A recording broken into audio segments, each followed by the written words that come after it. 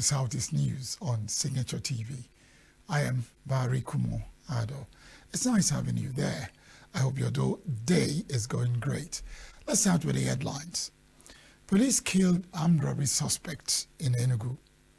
An early morning accident kills 2 in Awka. We'll be right back. Stay with us.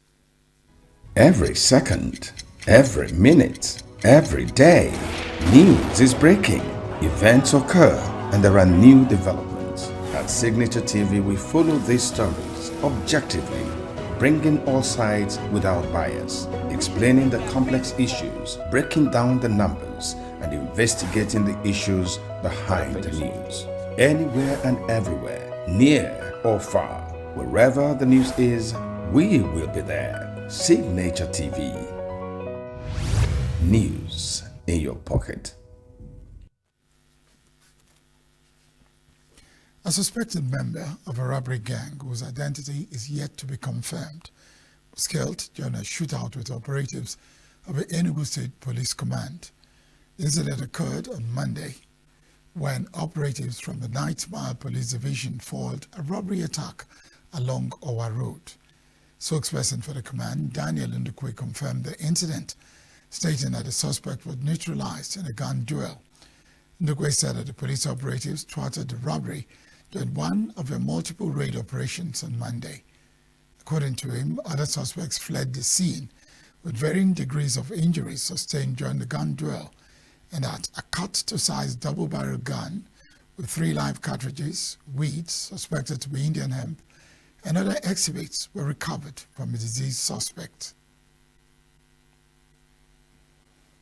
Operatives of the Imo State Police Command have arrested 2 suspects in connection with 2 separate child trafficking cases, even as they rejected 1 million naira bribe offer. Spokesperson for the Imo State Police Command, Henry Okoye, made a disclosure in a press statement. Okoye said operatives of the State Criminal Investigation Department had on February 4, 2025, arrested a 32-year-old woman, Confidence Odo, of Umanyo, Iziobodo, Were West local government area, for allegedly abducting our ex-neighbor's 3-year-old son, Nzubechi Udodiri, on February 1, 2025. The boy has been rescued and reunited with his parents. And now to Anambra State, where an accident occurred in the early hours of Monday claimed the lives of 2 persons identified as a driver and a loader in Awka. Both men are workers with a private transport company in Anambra State, and they were said to be loading some luggage in the trunk of a Sienna vehicle in their loading bay when the accident occurred. An eyewitness who spoke to Signature TV said a Lexus 350RX driven by a young man with a young girl in the front seat lost control while driving at high speed along the Enugu-Onitsha Expressway, ramming into the trunk of a Sienna vehicle where the men stood, killing them instantly, while some sustained injuries and have been taken to the hospital. Signature TV correspondent observed that it took the intervention of the park owners and the police to save the young driver and his girlfriend from being lynched. The Ezearo of Arochukwu Kingdom, Eze Eberechukwu Oji, has made a clarion call to well-meaning Arochukwu indigents to come together for the rehabilitation of the old abandoned structure of the Mary Slessor Library near the Mary Slessor Secondary Technical School, Arochukwu, Abia State. Ezearo made his position known while on a visit to the library, where he observed that the once thriving trove of information has become a shadow of itself, recalling his days as a child when he and other school children used to visit the library to hold debates and quizzes. The monarch described it as a historical monument and tourist site. Ezeberechukwu Oji frowned at the conversion of parts of the library into a farming facility by people, advised them to remove their farm products immediately, as the library is a national monument that needs to be preserved, rebuilt, and sustained. Therefore pledged to make personal efforts towards its upgrade.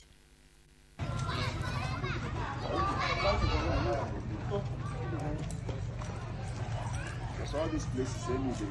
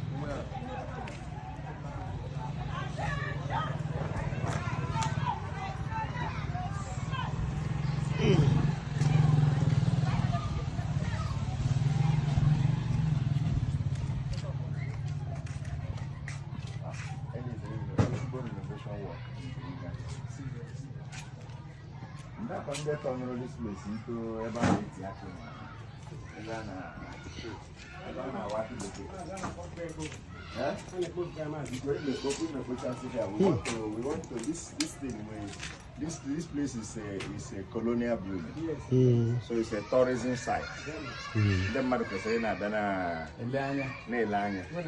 So but one man had been and I so we want to renovate the whole place so that them were yes, sir. Come for life.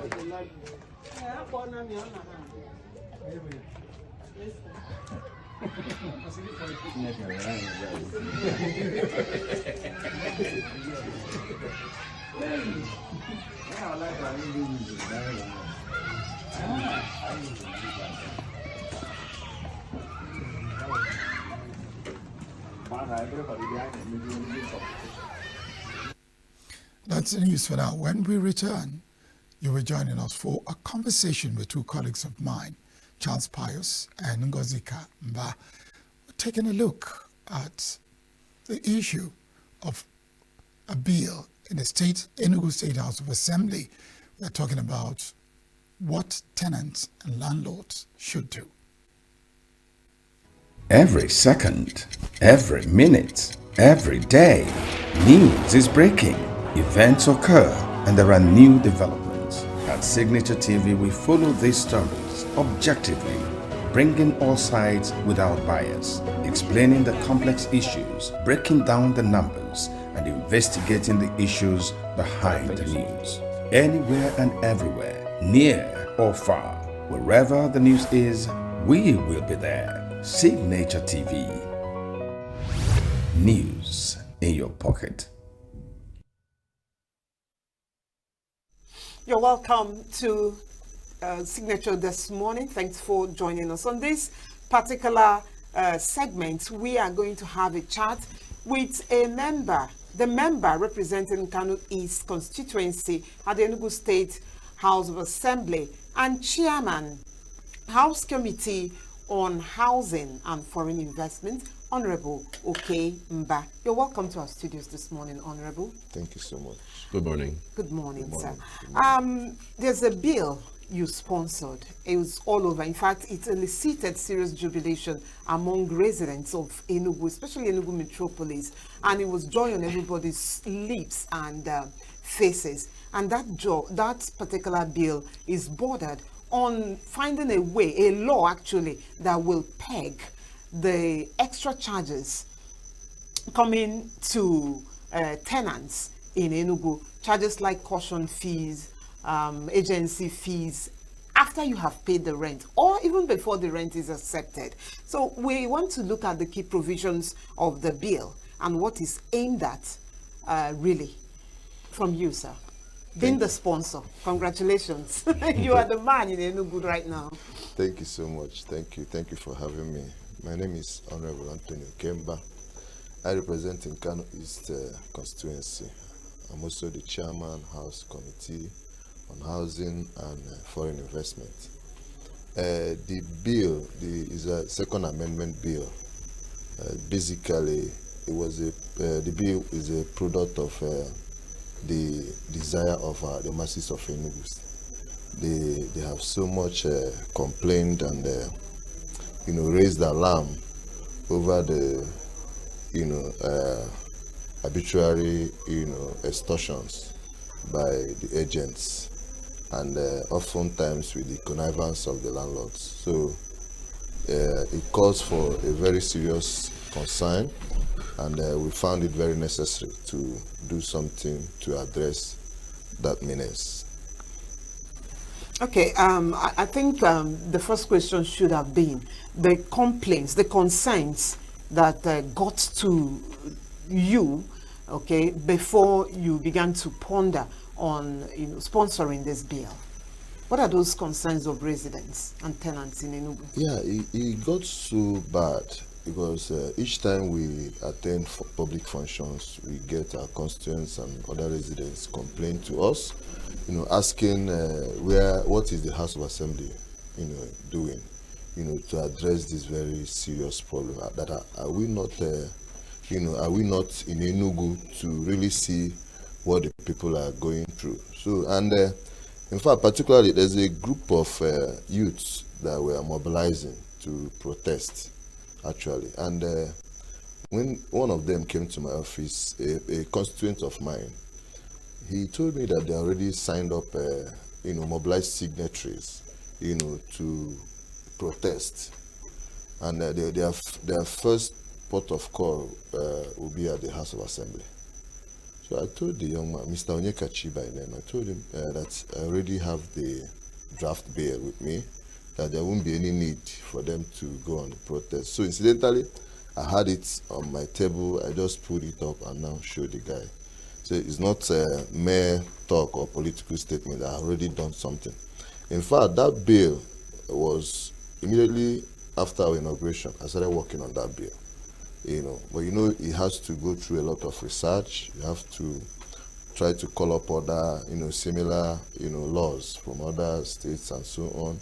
Look at the existing laws we have already, identify where the, clauses and the particular sections where such amendment could happen, and then come up with that draft bill. So we, out of, that I will call it agitations, even though it hasn't gotten that, viral, but people are already grumbling and, complaining of what they are passing through. So I just found the need to quickly do something to address it. Is it going to be a mere rhetoric, or are we expecting that it will pass through all the readings and maybe enacted as a law?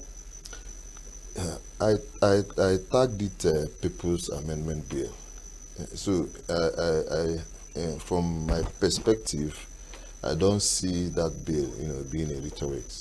It's going to go through all the processes, and I can tell you that members of the House of Assembly, all members of the House of Assembly will support this amendment, because few of them already nursing the same idea of doing this. Just that I was working ahead of time, and I started much earlier. So we are expecting to have massive support to get the bill passed through all the stages.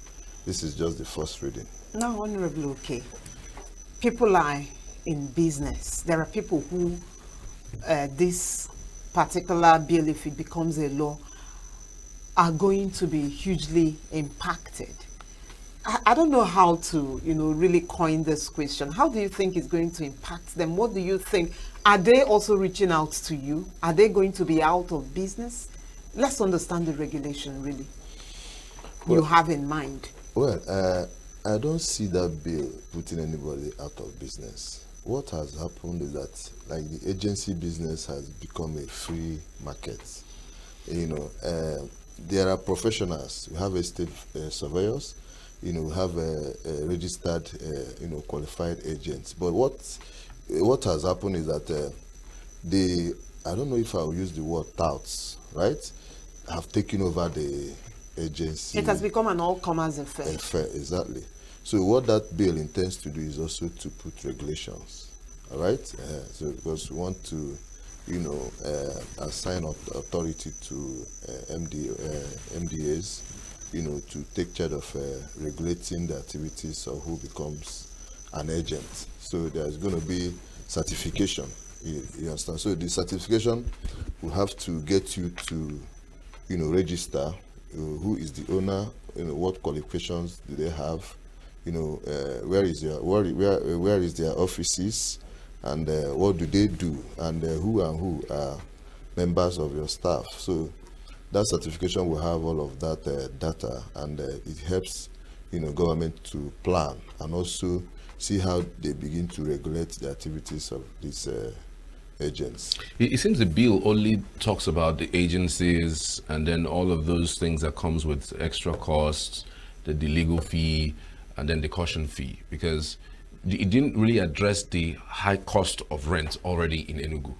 So because I don't know, I mean, you are in Enugu, we're all in Enugu. For just one room in Enugu, for a civil service state, you are going to be coughing at something around the neighborhood of 500, 600,000. I mean, for you know, a state that still pays 70,000 naira or 80,000 naira minimum wage. I mean, how is that even possible? No, you see, part of what these agents do is to hype prices. Oh, really? Yes, they do.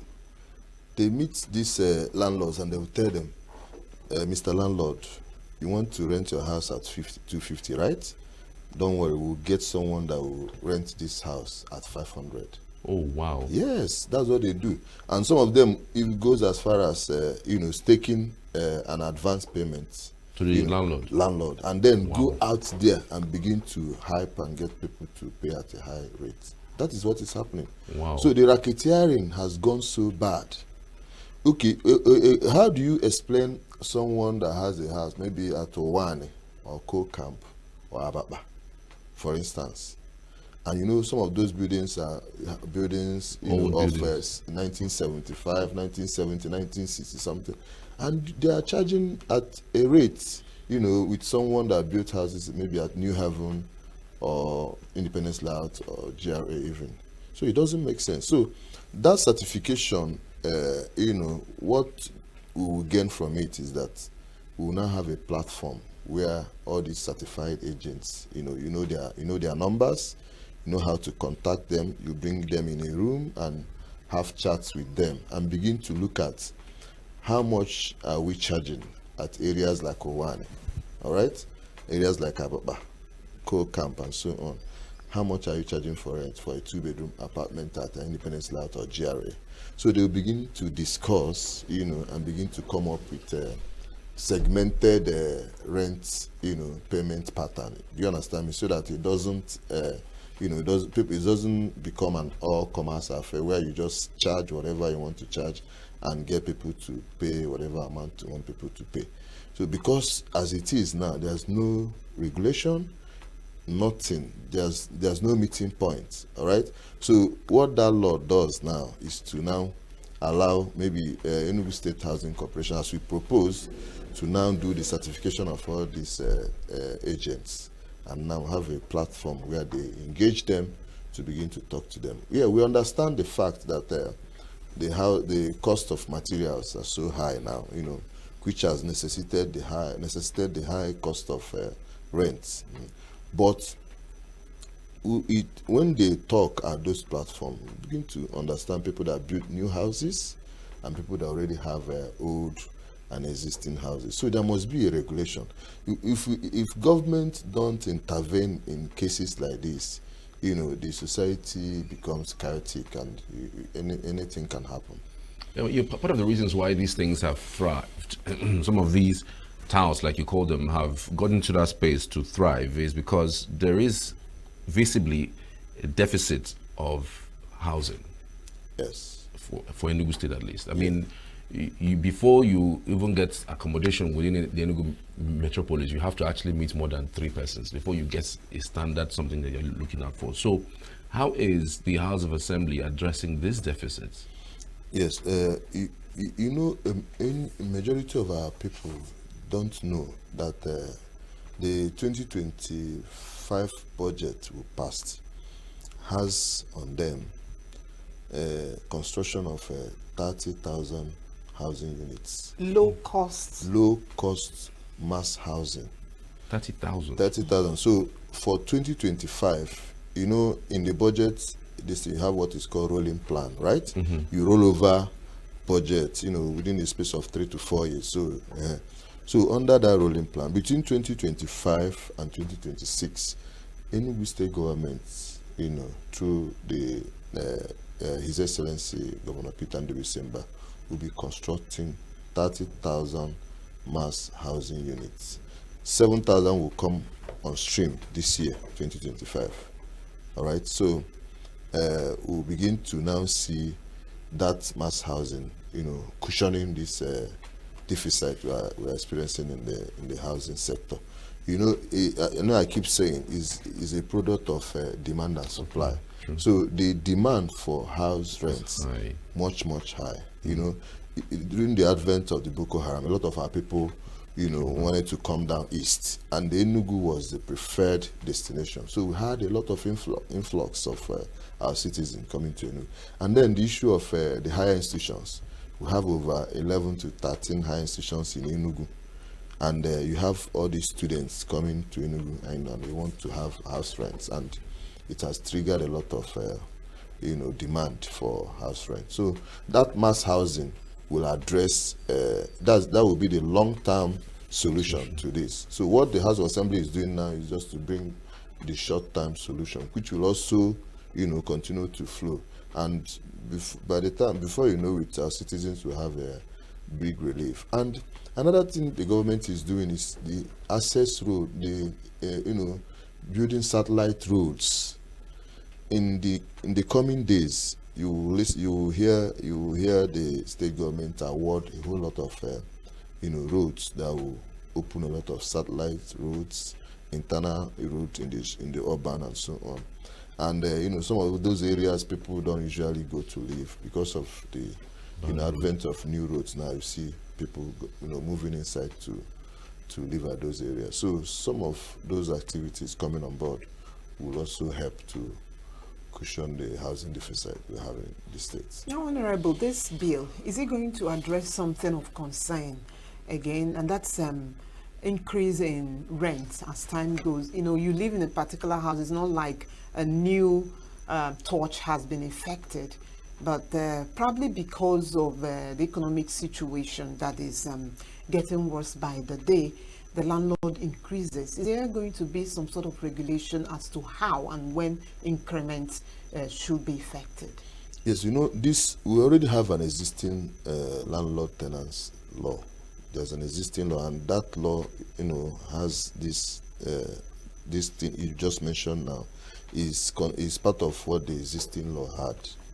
Do you understand? So there's a percentage increase, and a number of years before you can increase. I think the law says that you cannot increase more than 10% after 2. You have to increase not more than 10% after 2 years.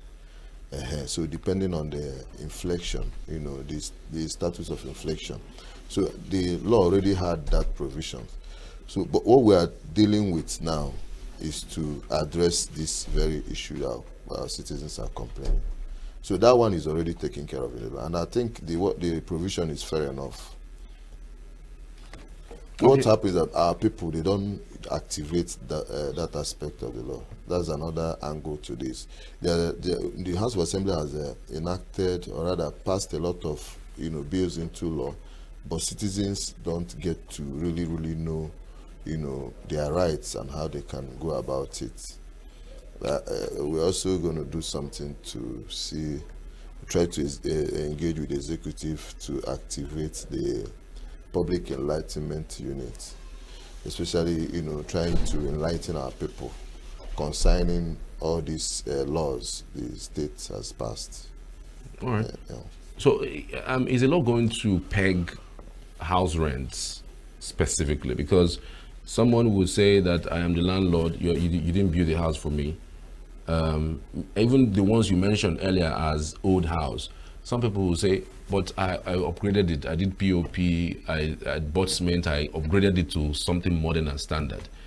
So how do you now differentiate from houses built in the 1960s, 1970s, and then the ones that are built now? Because again, he can argue that he has upgraded it to a standard, to something that is quite attractive. Yeah. And then there's someone who has also built his own just very recently. You mentioned something around that earlier. So is it going to be that the house is going to also peg house rents because of their location? You don't expect somebody who lives in Ababa and is paying 700,000 for 2 rooms. The same 2 rooms is going for 700,000 or 800,000 at Independence Layout or GRA. They are not the same places, are two different places. So are they going to peg it? And is there going to be a stakeholders engagement in order to agree to this particular amount? The law, the intent and spirit of the law, the amendment is not going towards pegging the house rent, and I think is we don't deprive people that rights of determining the rate they want to fix their house rent, because they went to the market and procure their housing material and face the current inflationary rates at that point. So a lot of factors determines why the rates cannot be the same. So we are not planning to delve into fixing prices. What that law will do that will help, like I said, that certification and that regulatory power that will be given to the MDAs. All right. Now that regulatory power will bring them in a room, in a platform where they will begin to talk about all of this. So it's a conscience thing. By the time you tell a landlord you are living at O1, you have a house at O1 or at your layout, we know when you built it. Upgrade, how much did you use to upgrade a house? So it's quite different from building a house from foundation to the roof finish. And to finish. Okay, Honorable, something else about this is of concern to residents in Enugu. Are we going to experience, if this becomes a law, deficit again in searching for apartments, accommodation here? Is it going to, because that's what the agents help in doing. You want an apartment in a particular location, and in the shortest possible time, they make it available. Now, if they are restricted in this guile, is it going to, affect apartment search in Enugu? No, it won't. I want to use an example to illustrate. When after lawyers, when they get to a certain level, they procure their chamber, right? They have their law chamber, and they get to recruit young lawyers to work in that chamber. So what those young lawyers do is to help to dispense, legal services quickly for the chamber. All right. So if you can't certify yourself as an agent, you can work under a certified agent. So the idea is that know your agents. Government should know these agents. We haven't even discussed about fraud that happens in the course of trying to get these rents. That too. There are frauds. So some people will come and tell you that we have a beautiful apartment. They will even open it, take you to that apartment, open it, and you see everything, and make payments, only for you to come the next day and see that the apartment is locked with chain. True. And they will all disappear. True. So the certification is going to do a lot. Even in security times, it's going to address security issues. We have had issues where you rent a place to a citizen. They will be doing killing people and selling body parts in that apartment. Because there's no regulation. And there's no law backing up such regulations, so that people, when you want to rent a house, you do biometrics. All right, they get to know you properly, trace you to some other persons that can also trace, guarantee you and so on, so that by the time you enter into that house, government is already aware who is living there, so that when crimes are committed, you'll be able to trace and get the persons that are involved in such crimes. So it's going to really help a lot, because a lot is happening in the society. So the bill will address a whole lot of things people don't even get to understand now. I'm just reading through some of the provisions that have been proposed. I'm seeing that caution fee would be 10% cancelled okay. Completely. Yes, we have proposed for caution fee to be cancelled. Not that we don't know that caution fee global, around the world, most countries, they also, practice this idea of collecting a caution fee. The idea of the caution fee is to deal with damage of gadgets in the house. Some landlords also, called my attention and even sent me pictures and videos of their encounter with a tenant, who after in a house that was very brand new, a newly constructed house. Tenant will go in, and after the tenant leaves, you find out that the sockets, the gadgets, some of the ties broken, a lot of things. So, and some of them had complained that they spend a lot of money to fix, those gadgets, damaged gadgets. So, we're also looking at that. The idea of that caution, is supposed to be a refundable amount. But usually it's not. Yes, and that is why we are thinking of abolishing it entirely. But during the debate and public hearing, and consideration at the committee of the whole, if we find need to allow it, we can, but we may create a tighter measure around it, so that nobody abuses that caution if they must pay. Yeah, because again, the person who is complaining to you that their encounter, there's also others who have encounter with landlords. Where a situation where, after paying the caution fee, it's time for the person to leave. You are not going to pay the person the caution fee, and the landlord comes around and tries to find something, say that the wall is dirty, and say that the tap is not running well, and sometimes even go as far as even spoiling it to say that they're using that money to fix it. So it's two ways. It's not like it's a one-way street. Exactly. So we understand that, and just like you mentioned, that is why we have to consider both sides. All right. There's also instances where a tenant will come into a house and notice that the building is not, clean enough for him. He will do screening on the wall, POP on the roof, introduce beautiful, aesthetics. And then at times they even tell the landlord, I want to do this thing. And so give them a go ahead. They will give them a go ahead. And at times they will fail to enter into an understanding of maybe repayment, reimbursement. Yes. They will just ignore all of that and allow you to do all of that in that house. And then when you will leave, you will also leave. You must have also paid that caution fee. Absolutely. You understand me? Yes. So how do you now how were you able to settle that person that did all of that, yes. Put all those ecstasy and all those beautiful things in the house? So these are issues that will come up.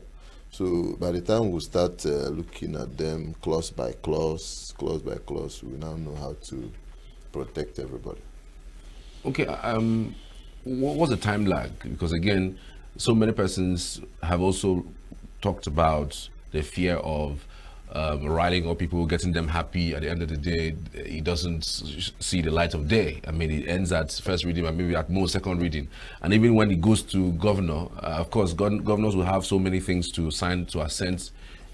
Some people who have interest would want to stall it to keep it, and to make sure that the governor doesn't, get to see that particular one to sign to assent. How are you going to be sure that as soon as it's done from the State House of Assembly, it is straight to the governor, and governor is also seeing it, because I'm sure he's also interested in this, because anything that makes Enugu people happy is actually what the government should be looking to do, and quickly so too. So what's the time lag, and how can people track this particular action so that we don't forget? Because these days things can happen between now and next year May. Everybody would be talking about the next election. So if you don't do anything between now and May next year, you practically will not be able to do anything right again, because the whistle is blown for the next round of elections. Thank you so much. Our governor is in the media space, and he's very very deep into the media space, and I'm sure His Excellency is also seeing what the people are saying. And like I tagged this amendment, I tagged it People's Amendment Bill, all right? And the first time I was on radio, before I presented it, they asked me this particular question: when am I presenting that bill? And I told them that between 2 to 3 weeks that I will present it for first reading. And I did that before 2 weeks. you know, I did that for. So now, the the house is charged up as we speak. All right. Okay. So they are all in the social media, you know, in the social media space, and they are seeing the comments of our people, you know, within Enugu and across Nigeria. So they know the urgency and how much our people desires to have this bill passed. So I don't see a reason why anybody will want not to, you know, allow the people have their way. So our members will support it, and I'm highly optimistic that His Excellency the Governor, the governor is so passionate about our citizens. People need to understand he's so passionate. The kind of thing he's doing, he doesn't consult people to do it. Some friend of mine came to me. He's living at near this estate after Northwest. There's an estate before, as if you're going to Old Road towards Emene. Okay. So he came to me and asked that their road, they have a very bad road, and he approached me. I told him, go to Commissioner for Works office, meet him, tell him about the road. That you'll be surprised that road has been scoped and will be constructed. He didn't believe me. So he went to the Commissioner for Works, and the Commissioner for Works called the engineer. They brought all the scoped road in Enugu, and he just, you know, pointed to his street and told him that your street will be reconstructed any moment from now. And I can tell you, take it to the bank, from few days from now, His Excellency will award a good number of urban roads that our people will begin to see that the governor has their interests at heart. I tell you, the idea is that there won't be dust in any street. You know, this red sand on your tire. That's the target in any street in Enugu. So he's passionate, he loves our people so much, and if our people is yearning for this bill and he's seeing it, you know, on social media, he will assent to it. All right. So, what about the timeline? When can we expect this to be assented? How do we track it? You know, I mean, people are interested in this thing. So, is there a time lag? Do you have a time lag that to say, okay, between now and this time, this thing would have passed second reading? Between this time and this time, we would have deliberated on it. Like, what's like the tentative month? Okay, our next adjourned sitting on 5th of March. So I'm going to now fully introduce the bill.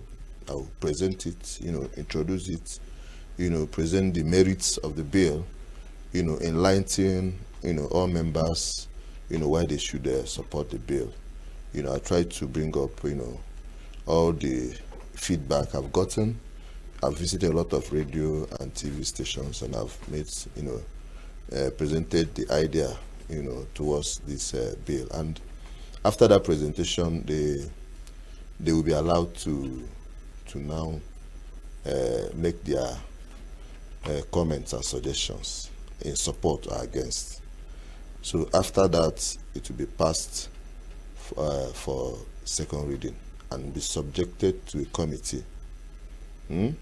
That committee will now organize a public hearing. Then invite all critical stakeholders, the public, you know, estate surveyors, you know, the MDAs that will do this, and other civil society organizations, youth platforms, students, and so on. So they will all come with their memos, and some will also come physically to make their opinions known. So that public hearing will collect all these suggestions, opinions, and comments, and then articulate it in form of reports. They will now report back to the House. So the House will read out the committee will read out the reports to the House. Then the House will now, you know, digress into committee of the whole. So where the Speaker will now be the chairman. So we now start taking that report clause by clause, and approving it clause by clause. So after that clause by clause approvals, then it will be read the third time. Third time now. Okay. After announcing the reading for the third time, it will be passed. So the only long thing about it will just be the public hearing.